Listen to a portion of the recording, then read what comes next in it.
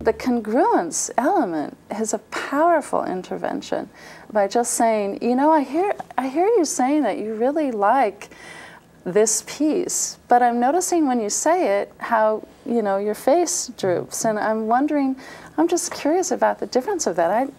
So being congruent about something that's caught my mind, if I don't bring it up and they sense it again through my body language and the contradiction, then you want to make sure it's in the open so that there's full trust going on in the session.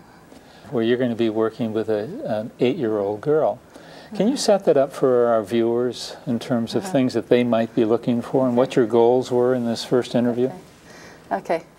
Well, the goals were really to get acquainted with this child and try to understand again what their world is like. I did have some clues that this person was shy and was a middle child and with a family of 6 children, I believe. And so I had that information. So I knew that there might be some issues of insecurity about who she was. I noticed in the beginning she was concerned about doing things the right way.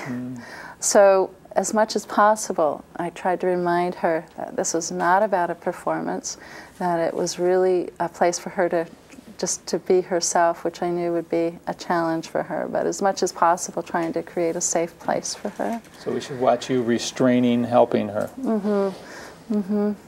Other things that you did that we should look for?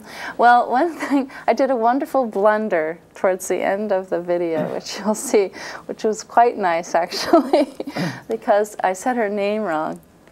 And at the end, it was very confirming because it came back very loud and clear what her correct name was. And it just felt like a nice ending for that whole series. So we'll watch your Freudian slip and your courage to be imperfect as you went through. Yeah, it was quite wonderful, actually. Well, let's watch.